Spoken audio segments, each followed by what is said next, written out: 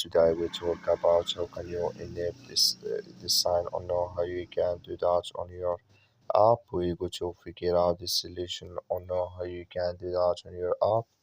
So you just follow this ways, then it's going to work with you. So all you have to do, just go down, click here on me down here.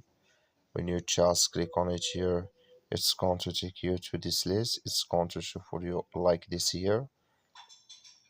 Go above this sign, click on it. So then it's going to take you to this list. It's going to show for you like this here.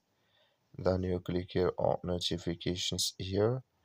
So then it's going to take you to this list. It's going to show for you like this. Come here to 1 hour before start of fasting. Click in the sign.